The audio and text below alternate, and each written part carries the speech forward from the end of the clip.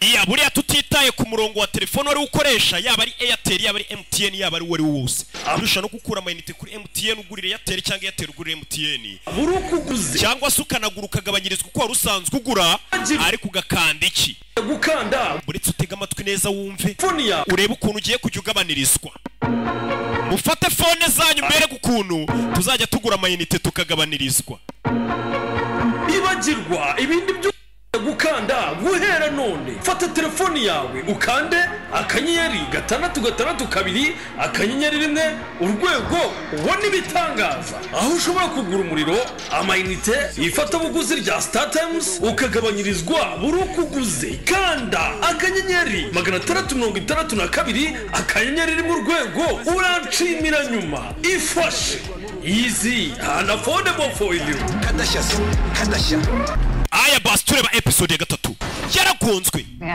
yamanuka yabaye ntago amakosa yari yawe nari mfite kubikora usigo tuzina ryanjye zaho utuye nzi icyo ukora ngo ubeho nzi ko hari n'abantu bari kuguhiga umukobwa bahuye yararebye ku ishuri disi abantu bose bazi ko yapfuye abona akana kari kurira akana ndetse kamenye ko papa yanahamagaye mama kabigahisha kuki wambwiye ko papa atigeze ahamagara umugabo mu binyamakuru banditse ko yapfuye rest in peace umusaza umuntu wa mbere yahamagaye yabwiye ati niwe wenyine mama kina wundi ndabibwira urebe uyu nawe cyakiye bafashe kigahita kirasa yaravuze ati uyu ntago ari umugabo wanjye ni cyari cyaribye imyirondoro y'umugabo wikira mwiyitirira protection to get this stuff. And that way I can just focus. I'll have protection around. Rebe yatarajye kuri mugenzi wo mutunga imbunda ni kati. Twabibonye byabaye yakambaniwe n'inshuti yarize yimenyesha akakiri muzima. Inshuti nuko byagenze yasigaye mu nzira. Sibyo? Ya. Naho yasigaye. Gusa ajya kugenda yafashe telefone ye.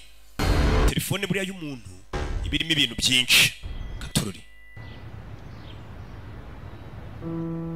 tangire hano kana kari gucuranga piano ni kakana kiba kita Ana abye nabo nabagome mwana yitwa Ana twikohereze filime kari gucuranga izagahinda bunderega n'indirimbo umuntu ari kumva bikwereka umurengo asigaye afite n'umwijogotonyoro mu byo bintu ushobora kubirebera ku ndirimbo umuntu asigaye yumva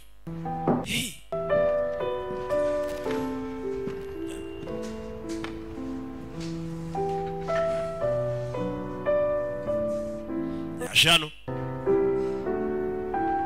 kana karakariye mama shaho basi wagerageje gucuranga ibindi bintu mwana wanjye basi mu rugo tube dufite ibintu byiza mwana ari gucuranga indirimbo z'agahinda kirano rwakumanze mukecuru cyo kureba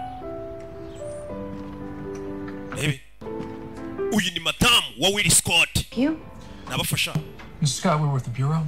Madam Scott duturutse muri FBI umugabo afite tatuwaje Will Scott is your husband? harya Willie Scott si umugabo wawe my ex-husband yahoze ari umugabo wanjye bari baratandukanye Attempted to make contact with you recently. mu minsi ishize yaberigeza guhamagarara kwiki dead yarapfuye ariko he passed away a few days ago hashize iminsi mike apfuye mwakabaye mubizi ibaze n'abakuru FBI I haven't noticed anything.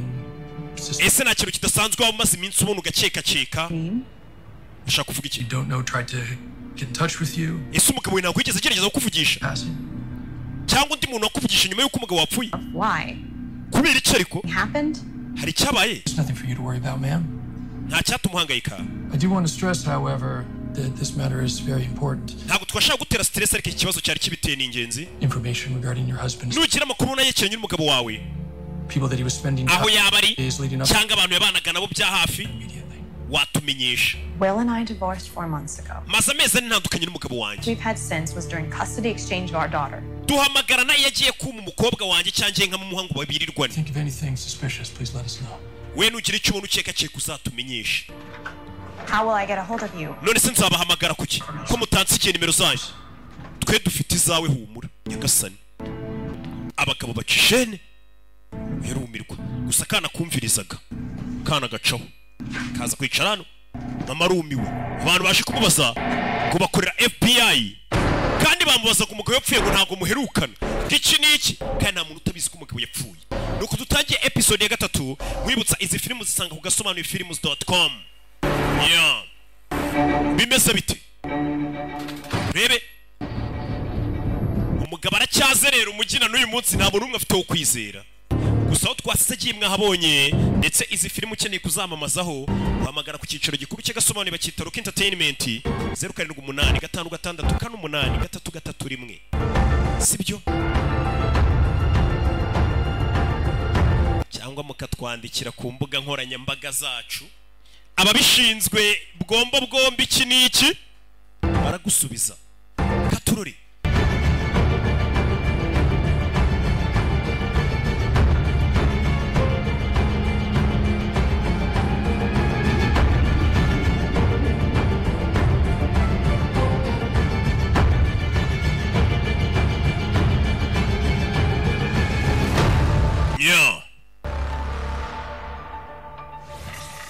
kudutangi bakitse Cypher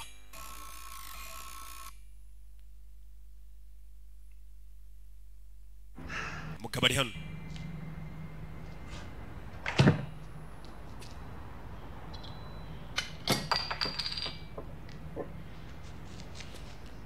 rebe fata dunia yo tuceceke nishimiye ko ndi ibitekerezo yamugarukiye. To be honest with you, I didn't really have a choice. I didn't come back because I trust you. I'm here because you're the only one left. Got you. All right. Sawa. I'm listening. No, ndakumva. What do you want to know? Urashaka kumenya iki? Wa mukobwa. Tell me everything. Kira buri kimwe. Well, I don't know everything, but I'll tell you what I know. Ntago nzi byose ariko ndakubwira ibyo nzi. Okay. Nyine. I've been after this document for a while. Iyo document bamaze igihe kinini nyibaza. Who are they? Ese ni bande? They want. Barashaka icyo abayibazaga. Who are the targets? Ibipimo biri kuri iyo document ni byande. What is the end game? Ese umukino uzarangirira he? And these people that are listed on abantu bari kuri iyo document implicated in this whole scheme? Ese bose bari muri iki kibazo cyangwa nabo kwicwa cyane bo bazica? What have they done to be sorry? Ese bari kuri iyo liste bakoze iki barabashakira iki? Gusikiruta byose. Who are the people behind all? Abari inyuma yabyo byose none ni bandi. That sounds like a lot of questions. Ndumva mbaje ibibazo byinshi kuri nge. What about answers you have any? Ese hari igisubizo na kimwe ufite? I'm working on it. Ndi kubikoraho. Yayisomera kuri dunia yote. Thought that I was getting close to solving a part of this mystery. You suddenly showed up. Ubwo numvaga ngiye gukemura ibintu byose nagiye kubona mbona nawe uraje. Nothing's been the same since. Ibintu bita byivanga ntabyo ngiye kumira kimwe. How did you find me? Wamenye gutahonde? I was following a lead and hari umuntu nari nkurikiye nawe nsanga wagezeyo. Hehe. Philip Washington. Nari nkurikiye utwa Philip Washington. Uramwibuka? I was there. Nari impari. It was me who called the police. Ninjye wamagaye polisi. You were supposedly dead. Ubwo bashakaga kupfa. I am dead. Narapfuye ariko nubundi. Did you happen to get a glimpse of them? Abane gishingiye urabonye se wa munsi muteri gishingiye umukobwa yarahari. By the time I got there, ubwo nageraga umurambo wawe bari kupakira mu modoka bawutwara. Gone before I could make out the license plate. Bagiye ntarafata na plaque zabo. No clues, no. Bivuze ngo nta kimenyetso ufite nta makuru na make. Didn't even get a glimpse of them. Nta nubwo wababonye. Mukobwa. How'd you first discover the list? Iyo list ubundi wayibonye ute? Rwa rupapuro rurimo code. It wasn't me. Ntabwo ari njye waruvumbuye. Who was it? Ninde se? My father. Papa wanjye niwe waruvumbuye. Uyasoma kuri dunia yote uko ibibazo byiyongera. Wibutsa dunia yote irimo tombora. When we go and see him. Twagiye kureba sose akatubwira. He's dead. Papa wanjye yarapfuye. They killed him. Baramwishe. Gasani. Sorry. Wihangane. Papa yarapfuye. The guy I thought was my best friend. Umuhungu natekereza ko ari inshuti yanjye. Turns out to be a traitor. Byarangiye nawe ari umugambanyi. He's now 6 feet under. Ubu ngubu yanapfuye. Can't even go home to my family because my ex-wife and daughter think I'm dead. Ubu nta nubwo nataha mu rugo kuko wahoze ari umugore wanjye siko napfuye. Nothing. Nta kintu dufite natwe hano. Not even the list. Na list ubu ntayo dufite. So that we can try to understand who's behind it. Byibura iyo list tuyibonye twamenye ninde uri inyuma y'ibi bintu byose. Ya list irimo code ntayo gifite hano. I have a copy. Mfite kopi. Hey! Mfite kopi ya list. Ya list ye irimo amakode afite kopi. Uyu musore ni umuhanga. Kati yararenze kuba ari mugenzi wacu gusa n'umwe wapfuye. Yari inshuti. Kandi yari umwe mu ba mbere, kumbe ntabwo bazi ko yari umugambanyi, yishwe na Will Scott. Baravuga Kati. Ndabizi nicyo kintu cyanyuma ushaka gutekereza. Gusa famiye yawe tuzayitaho. Barabwira umugore we wapfuye. Ndetse hari n'amafaranga nyine yo kumufasha yabaye atanzwe yo kumushyingura. Umukozi wa FBI wapfuye. Nugira icyo ukenera, iyi niyo nimero yanjye bwite wampamagaraho. Pani y'akazi. Abonye abantu b'abasirimu aguha business card, nawe mwebwe murahura n'umuntu ngo fata telefone nkubwire nimero. Ngandika 07 kangahe. Asha. Witwa nde?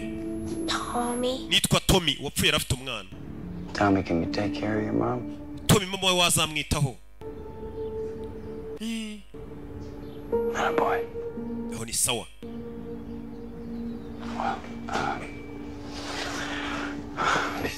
Tuzasubira. Kandi umuntu ahaguruka agenda, mwe umuntu ajya guhaguruka ugafata ibitoki ukabikaraga ukayamba. Papa yapfuye. Papa w'umwana. Katorori. Byose biraza kumera sawa. Cyo bimaze kuba hari yaje hano. Aba nabo bakorera FBI.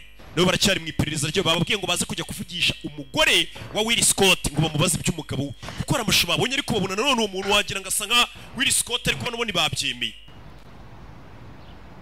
Let's go. Ngwino tugende. What's wrong? Kibazo ki? What's wrong? Kibazo ki? You know what's wrong. Ikibazo urakizi. What are we even doing here? Bundi turakurikirana. We're here because our superiors wanted us to follow up. Turi hano kuko abayobozi bacu batubwiye ngo twaze. Afande aba yabwiye ngo mugende mubaze madamu wa Will Scott nimba nta makuru y'umugabo kandi umugabo yarapfuye. Who's still in mourning? Tugiye kubaza umugore ukiri mugenda ko umugabo wapfuye. News from her recently deceased. Tumubaze ngese umugabo muraherukana kandi tubizi neza ko amaze iminsi apfuye. Urumva gushinyagura kurenza uko ari ukuye. Vayo tugende. Fande yavuze. Let's go. Tugende. Fande nimba avuze umugabo yavuze.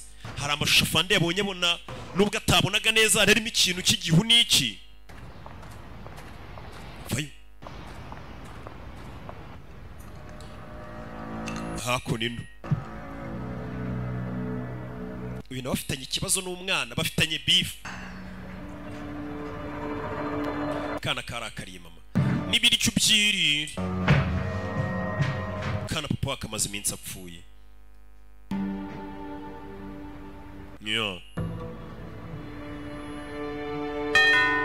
Umugore afite umunzani mu nzu yewe muri kubona inyuma we.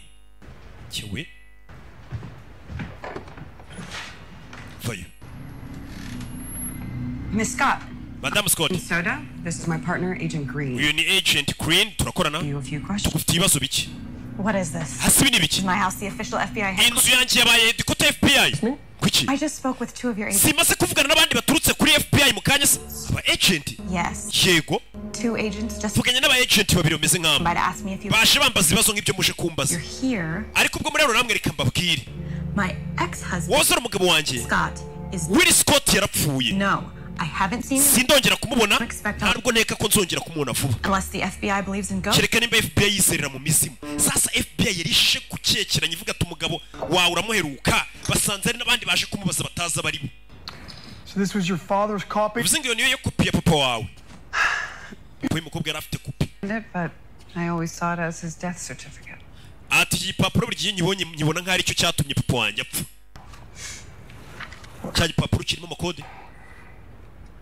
Deciphering is my job, and this Giye gukuramo kode no gusobanura ibintu nk'ibi niko kazi kanjye. is my entire. Ariko sindabona akazi gakomeye muri kariyeri yanjye yose nkaka. Bari kwinywera dunia yote. Complicated. None se niki kiri gutuma bigorana? Okay. Reba. This. Ibanu, urebe. Each individual line Buri muntu wese responds with someone's name, uri mano biba bihura n'izina ry'undi muntu. but for each line I need to come up with a different method of deciphering. Ndetse buri murongo wose ngezeho mba ngomba kuzana indi metode nshyashya yo gukuramo iyo kode. And I'm not even sure these are names. Nta nubwo mba nzi neza nimba ari amazina y'abantu. These are Nta nubwo mba nzi bino nimba ari amatariki bazapfiraho. so Nta nubwo biri ku murongo umwe. is no usable or ubwishe kuri pattern. bino bintu biravanze. How did you crack the first 3 names? Amazina ya mbere so yamenye ute? Atatu. Well, for each line, kuri buri murongo I have to try dozens of equations. nageragezaga equation nyinshi cyane nka 12 Individual code separately. ndetse na code yo ku ruhande nkabishakira equation mu buryo butandukanye biragoye. Sorry. Help you if I was even remotely good. nakagufashije iyo mva kuba ndi umuhanga mu mibare. What is your line of work? none so ukora iki? I'm an interior designer. Kiye nkora ndi interior design. Interior designer nibyo akoramo. Designinga mu mazu iki ni cyane bakatsa. Ajon. What's up? Bimeze bite? Sir, are you certain that there are no other departments besides Ese na iri department iri kuri kino kirego cyacu? I'm sure. Ndabizi ntayo. Is it CIA? CIA. CIA has other things to worry about. CIA ifite ibindi bintu ihangayikiye. NSA? NSA. We are the only ones on this. Nitwe twenyine turi kuri iki kirego FBI. And 2 unknown agents landing at Wilson. None gutaba agent tutazi bagiye ku muryango wa Madame Scott bagiye kumubaza amakuru y'umugabo we. To a T. Sir, they asked her if she'd seen Will Scott. Bari bagiye kubaza niba heruka kubona umugabo we. Them that he was dead. You get descriptions. Bababwiye abantu ko bameze. Matches nearly half our staff. Batubwiye ko bameze twumva si. Stood out was one of the 2 detectives had a star tattoo. Ngo gusaba agent babiri bagiye kumureba bari bafite inyenyeri tatuwaje y'inyenyeri ku kaboko. Bya bishushanyo. Looking at a 5th column. Or our first direct contact with who's ever responsible for this list. If that was them, that's a bold move. Nimba bari bo rero bagize bana abindi bakoze igikorwa kibi. Ese kuki bari kugenda kuri Will Scott? Ni umuntu bari bagiye kwihera akazi gusa umunyakira kutari uri no mu kirego. Uzi gukuramo amakode gusa. Kubera iki Will Scott bamushaka dore nguyu. No gukoresha intoki ebyiri. No kwandikisha amakaramu abiri. Nakubwiye ngo bino bintu bisaba ubwenge gukoresha umutwe. Nabonye abantu benshi bakoresha umutwe. Bavugana n'umukobwa ati sheri ko nshaka kujya gukoresha umutwe. Wamaye amafaranga bivuze ngo ntago abasanzwe menya gukoresha we. Mujye mukoresha umutwe mutekereza wana. Umutwe mugenda ahubwo bawusukura ariko umutwe ntago bawukoresha bageze muri saro gusa. It's been going in circles all night. Ijoro ryose naraye nzenguruka yandika byisubiramo nyine bimucanga ntago ari ukuzenguruka agenda. Ari gutangira nyine ikibazo kikatangira bushya. Should get some rest, huh? Waruhutse sibigeze nka saa 7 zibura saa 10 z'ijoro. I found a few extra clothes. Hano hari imyenda nari mpabonye. It's all that I could find that was left of my father's. Niyo ya papa nari mbonye isigaye hari wajya yambara mwi minsi. Do you need anything else? Hari ikindi kintu waba ukeneye? No. Oya. Okay. Katorori.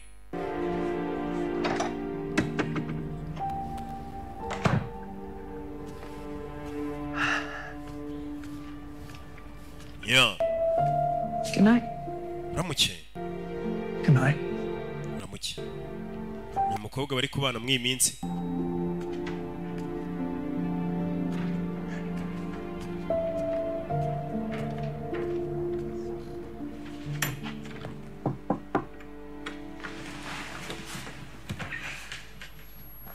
Can I come in? Ninjire kana karakarima. Is everything all right? Mbese neza mwana wanje arabaza kana karababaye. Baby. Leave me alone. Wanitse njyenyine. You can't stay mad at me forever, you know.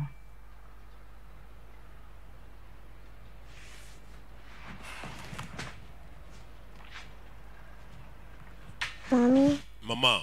Yeah, baby? Can you lie next to me? Just for tonight? Mama iri joro wanjyama iruhande basi. Kana disi. Byagacanze. Kasabye mama kukaraza.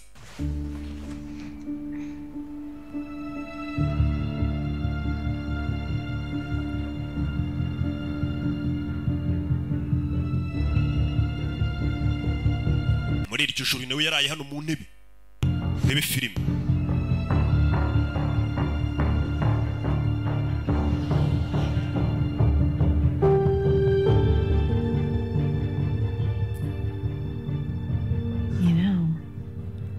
urabizi You're not the only one who's been having a hard time falling asleep. Mwana wanjye nagari wenyine ufite ibibazo byo gusinzira muri kano kanya nanjye birangoye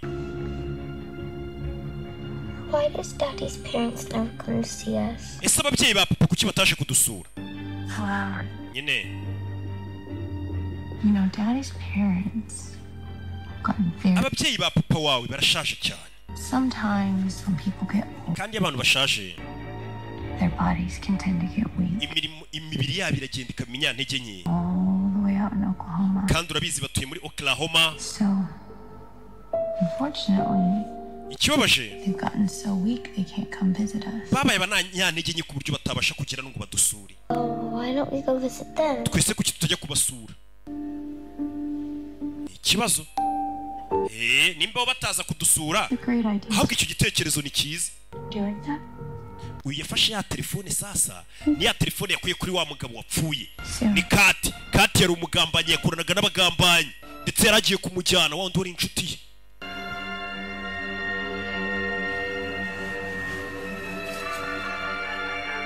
yari yareba muri telefone uyu nawe ari hano n'umwana uyu yarabyuka muri iryo joro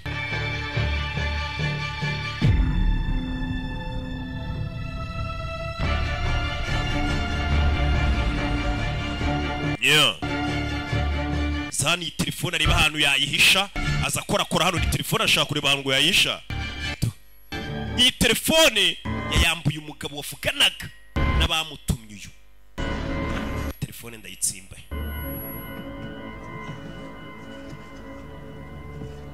tsimbamo telefone hano munsi y'intebe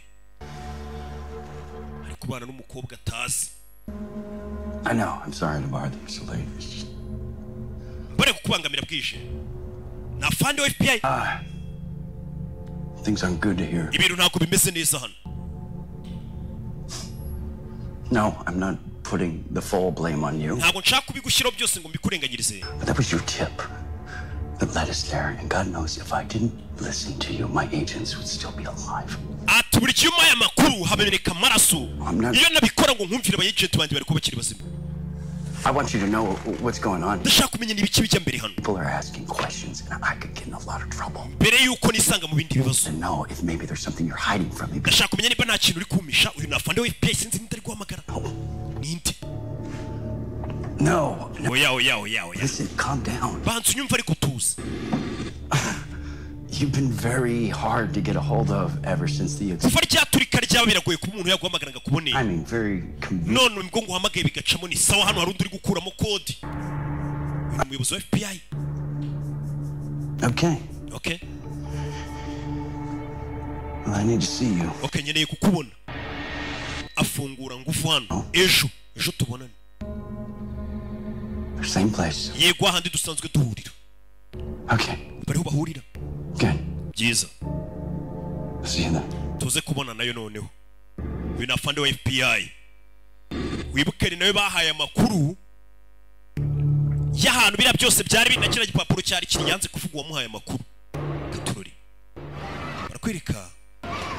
Ibyo byarabaye akana kagaruka ku ishuri. Papa yarapfuye akana muri iyi minsi nago kameze neza. Karababaye. Ni ka Ana. Gusa papa agira gutya burukabonye akanya. Basa kibeta buriya. Papa kaza ku ishuri kurunguruka reba akana uko kameze. Azareba akana kameze gute. Kana karababaye. Na kabayaga. Nya.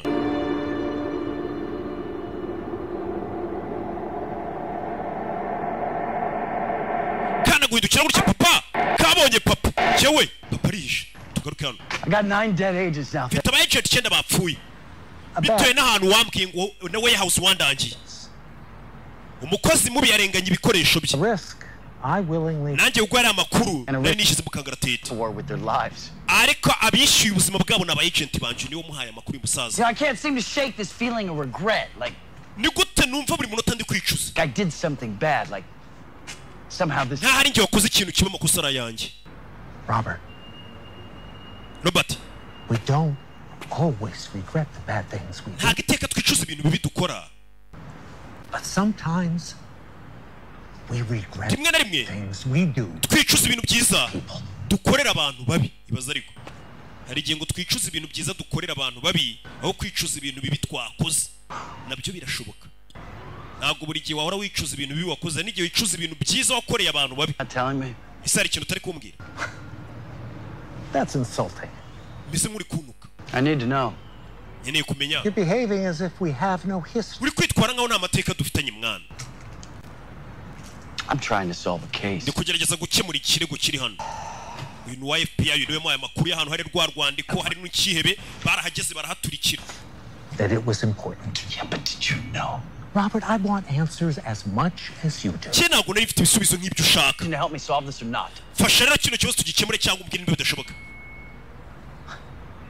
Desperation is... guta umutwe ntabwo bikubereye Clay, just answer my Listen question. to me. nyumva ariko nyumva You have brought nothing to the table. ubundi we nta n'ikintu wanzaniye Favors. usibye kuba waraje kunsaba faveri I give you a tip. It's naguhaye amakuru want answers. kubera aribyo bisubizo nari mfite nanjye nashakaga ibisubizo yamuhaye amakuru ahantu kiriya kibiri kiriya gihebe cyari kiri n'ariya madokima Just do your job. rero ikintu dukora akazi kawe If you do it right, we'll both get akazi nugakora neza twese turabona icyo dushaka Which is?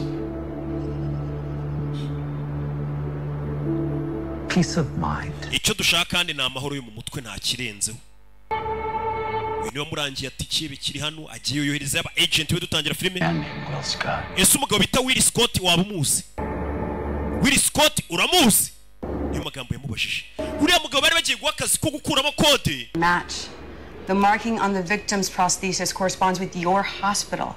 Your sasa cya kibe bakibonyemo ko cyari gifite insimburangingo bagicometsemo ati twasanze uwo mugabo ari hano yafuriwe mwatwereka amadosiye ye bakamenya imyirondoro y'icyo kihebe kuko imyirondoro cyagenderago n'indi muntu cyari cyaribye ariko siriyo namba bagisanzemo yari iri kuri ya nsimburangingo mu mubiri igaragaza ko cyavuga muri ibitaro But that's not the issue. ikibazo rero ntabwo ari icyo Somehow we lost the file and I have amadosiye y'uwo murwayi twarayabuze ntituzi aho yagiye over the place. ariho imyirondoro y'icyo kigabo How is that possible? bishoboka bite I don't have the answer to that. nta gisubizo mfite cy'icyo kibazo madamu I'm a surgeon, genda umubaze not a records keeper. ntabwo ndubika amadosiye ntabwo ari records keeper Failure to we ni surgeon none se uyu muntu uramwibuka mwerekana icya kigabo sasa mu bitaro hey jya hasi bitaro yaje kubazamo amakuru n'amadosiye ya cya kihebe kivurijemo bamenye amazina yacyo kimwe twatangiye kirasa mujye hasi none baramenya imyirondoro yacu akiri mu bitaro yumvishe amasasu ibitaro hamagara 911 yuri nimero ya polisi gatururi bebe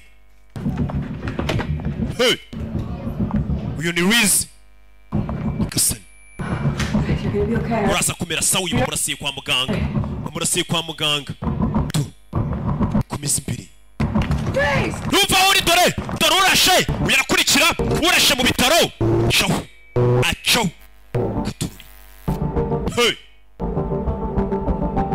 bisa nkaho bano bantu babakurikirana wari ugiye kubaza amakuru y'ikihebe ibibaye ku bitaro murabibonye naho habaye kurasana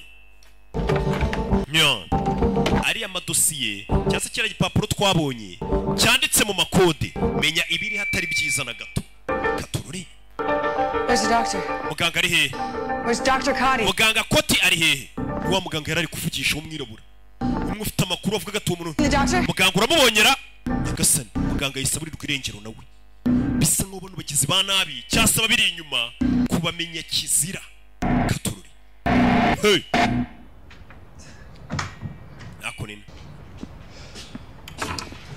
You're back. uragarutse I see you wearing your new clothes. ndabona wambaye imyenda mishyashya Suits you. irakubereye Thank you. urakoze I was worried. nari mpangayitse I really don't think you should be roaming around. ntabwo nkeka ko ukwiye gukomeza uzenguruka hirya no hino muri karitsiye Where were you? wari uri hehe Said get out, get some air. nari ngiye gufata akayaga Dropped into my daughter's school. nca no ku ishuri ry'umukobwa wanjye You have a daughter? ufite umukobwa Said to check on her, make sure she was okay. nari ngiye kureba ko umukobwa wanjye ameze neza You know, you could have put her life in danger. ubuzima bw'umukobwa wawe nabwo ushobora kubushyira mu kangaratete Could have seen you. hagize umuntu ukubona I miss her. nari mukumbuye And she's everything. kandi umukobwa wanjye ni buri kimwe Without her, this I mean, the whole world means nothing. umukobwa wanjye adahari ibi byose bisobanuye ubusa.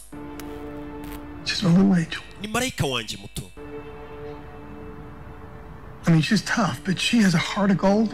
Mwana wanjye arakomeye afite umutima wa zahabu. Like I've never seen in another person before. Nigeze mbona n'undi muntu ari we wese. She's the only thing keeping me going. Ndetse umwana wanjye niwe ukomeje kumbeshaho. Aravuga umukobwa we. Nyaw. Yakuzaba mani.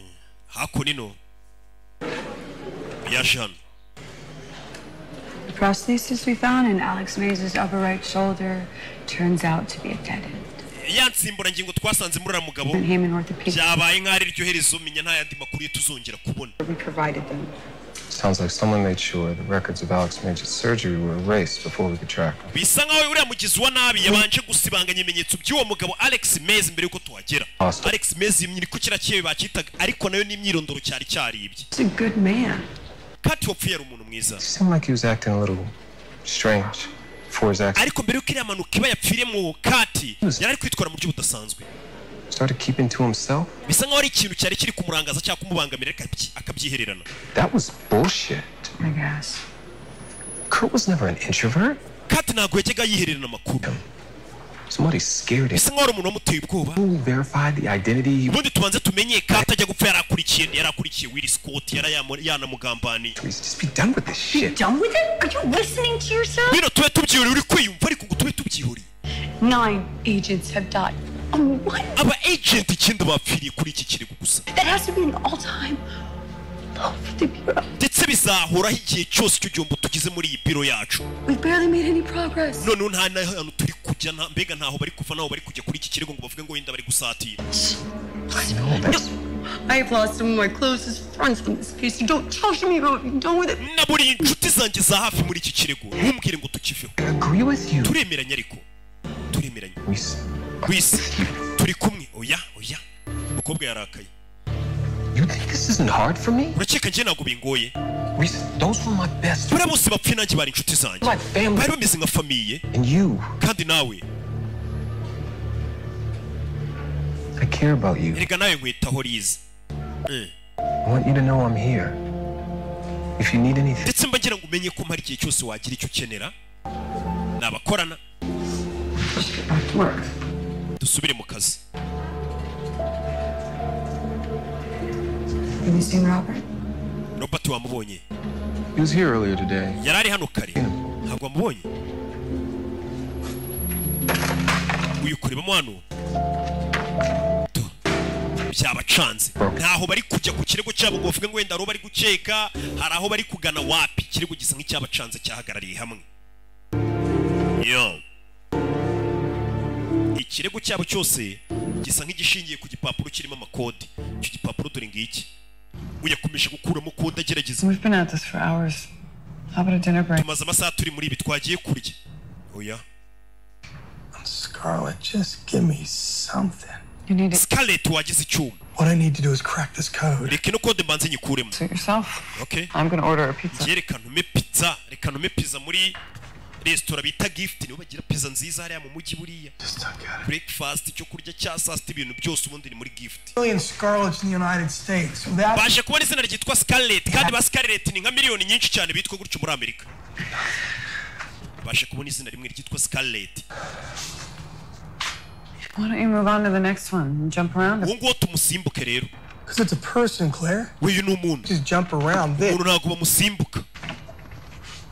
How many names are on the list? Ese yo list y'abantu bangana iki? List y'abantu bazicwa. If each line corresponds with a person, then 26. Bashobora kuba ari abantu 26. We're already dead. Bane muri bari kubamaze gupfa. The list primarily consists of iyi list iriho Kilatini, Pharaonic, ikirimi cyo kwa ba Farao, Arabic, icyarabu cya kera, Chinese symbols, ibimenyetso by'abashinwa byose biriho. Here, these symbols, those are Mayan. Iki kirimi ni icy'Amayan. Celtic, to be precise. Ndetse na Jakatel. How do you know? Ubizi ute? I studied Mayan architecture. Nize Mayan architecture. Counting these. Bino mu bibara gute? Mukobwa nabonyemo ibyazi. What numerical classifier are you using? Mbwira numerical classifier muri gukoresha hano.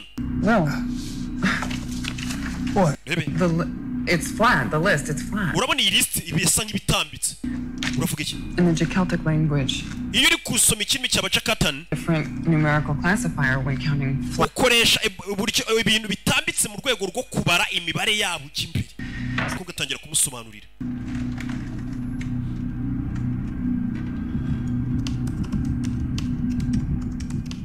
ashyiramo hano barebe buryo cy'ibintu byabari ababibaramo. What are you doing?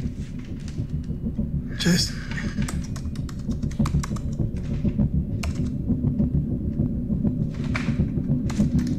Okay. yandika hano W komeza kureba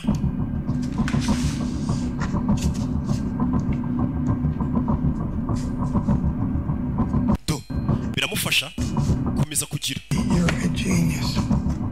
wa mukobwa ufite ubwenge we biri gukora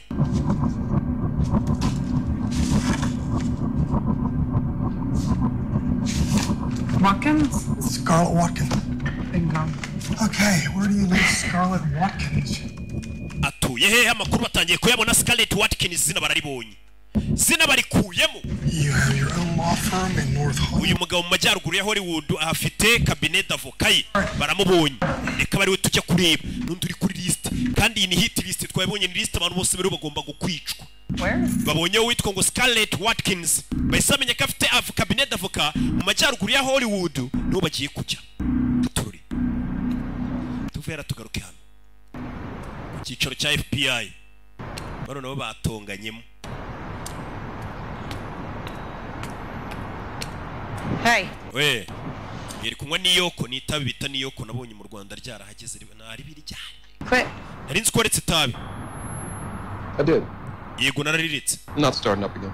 ntabwo ngiye kurisubira karakanyuma.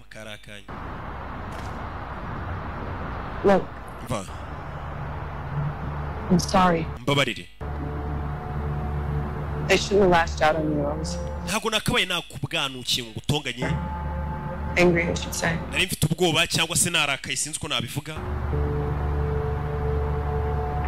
Yeah. Okay. Okay. There's something you should know. hari ikintu ufite kumenya. Should have told you sooner. nakabaye narakikubwiye na mbere. What's going on? ibiki bijya mbere. You know, I paid a visit to the orthopedic center earlier. nasuye rya vuriro kare.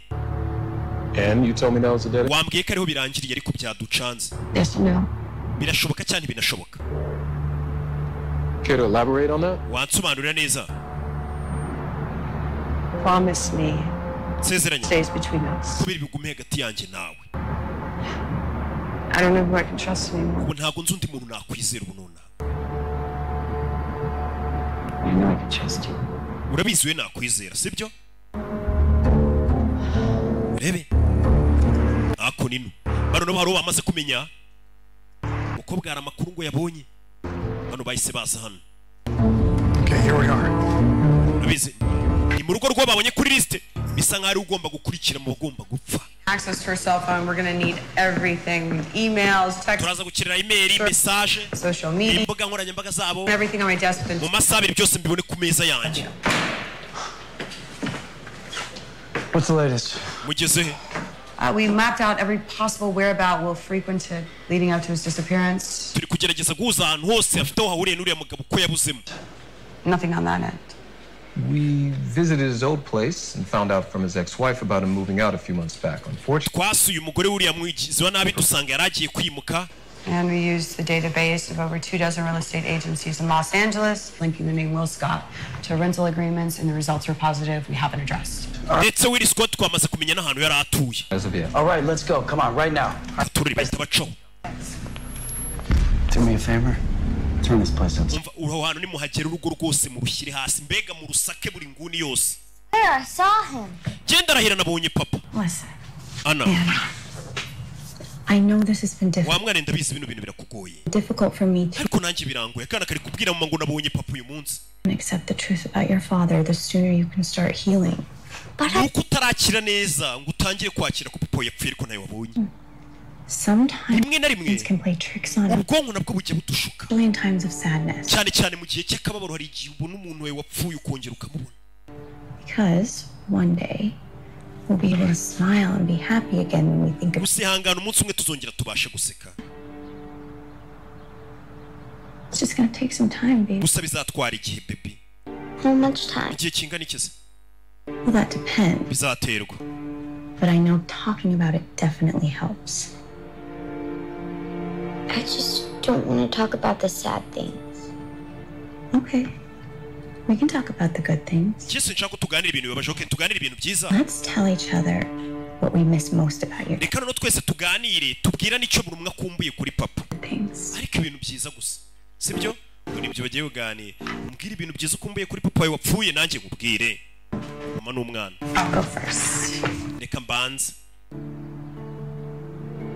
kugerageza kwikura mu gahinda I miss his laugh. nkumbuye ukuntu papa wawe yasekaga nawe mbwira icyo ukumbuye kuri so I miss the goofy eyes he would make at me sometimes. njye nkumbuye ukuntu yajyaga akaraga amaso ye rimwe na rimwe akigira gutya turi gutera story yari abishoboye ndetse na pancake yatekaga mama yarakurushaga kuziteka wakagoryiwe baraganira Does this help? biri kugufasha Yeah. yego narumiwe uburere ukuntu butangwa hano hanze Anything. Even if it sounds crazy. ibintu byose tubiganira byaba ari ubusazi Sounds crazy. umugore yitwa Leya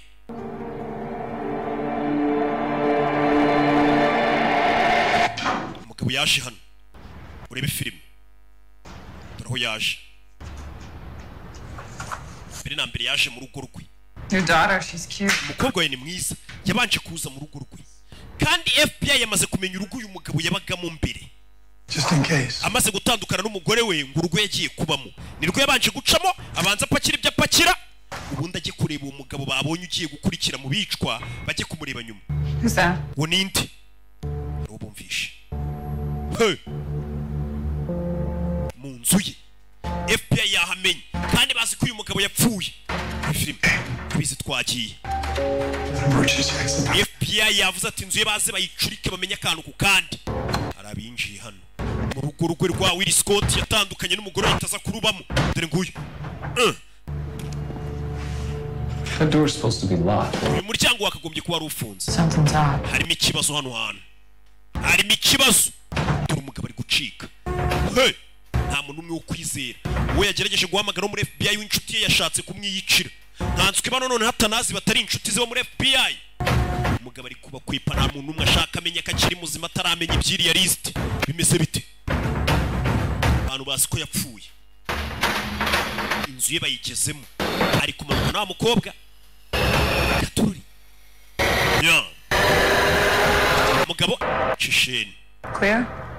meze sawa I'm good. njye meze sawa ndumva nta muntu urimo hano gatururi sasa urebye hano wibuka uriya mugabo bajya kumufata FBI nta ya list irimo kode bari bagifite umugabo yari yarayigiye arayifotora yose amakode abimanika ku gikuta cye dore ngo barabigwaho It's up on the fridge. iyi foto yari imanitse kuri firigo torerwa ya kode ngo barongere bakayibona ya makode reba hakuno ino Look at this. reba hano reba hano barabibonye FBI yari yabuze kode ngo imenye naho ihera ikurikirana ikirego barasibonye kode rwa rupapuro bongeye kurubona hey I think we're back in business. ndakeka tugarutse muri business byibura ubu ngubu babona aho bahera bagakurikirana ikirego ubwo babonye ya dokima iyi ni liste iriho abantu bose bagomba gupfa n'amatariki bazapfira hey bimeze bite abantu bahise bafotora babijyane kuri FBI barebe ko babikemura ndaje mu kanya aho waki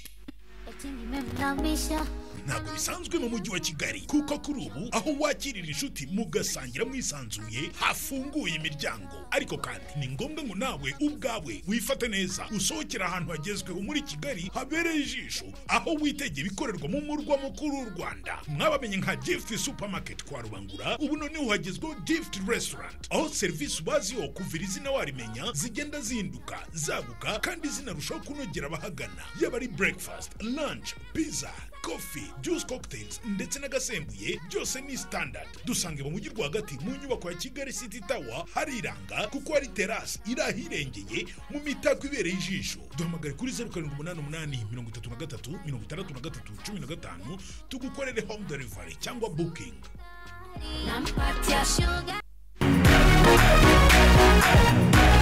Amahirwe koko asa rimwe mu buzima. Uwazanye ikinyobwa Dunia yote yegereje abanyarwanda andi mahirwe. Tombora iby'agaciro binyuze mu kinyobwa Dunia yote. Banyarwanda banyarwandakazi bakunze ikinyobwa cyacu, aya mahirwe ntabacike. Mu gihe cyose uguze ikinyobwa cyacu uramenye ntujugunye umufuniko, kuko ariho hibereye amahirwe 1000 yo kuba watsindira ibintu by'agaciro nka televiziyo, telefone, decoder za Canal Plus, amagare, casque za moto n'ibindi byinshi. Icyo usabwa nta kindi, wowe nyarukira ahacuruzwa ibinyobwa hose mu gihugu maze wisabira ikinyobwa Dunia yote, nawe winjire mu bandi banyamahirwe. Nyamuneka aya mahirwe ntabacike, kuko ab'inkwakuzi ibya mbere batangiye kubyibikaho. Dunia yote, genda wazi igihe koko.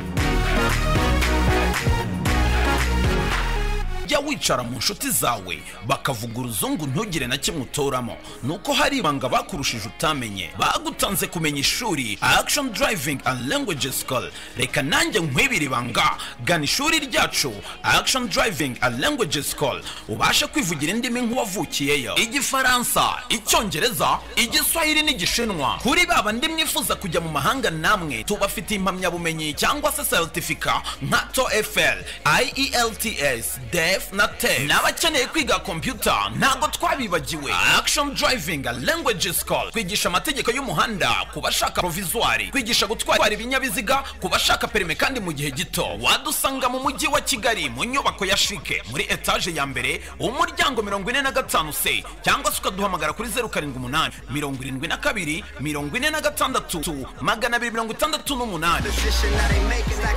46 268. Wabujya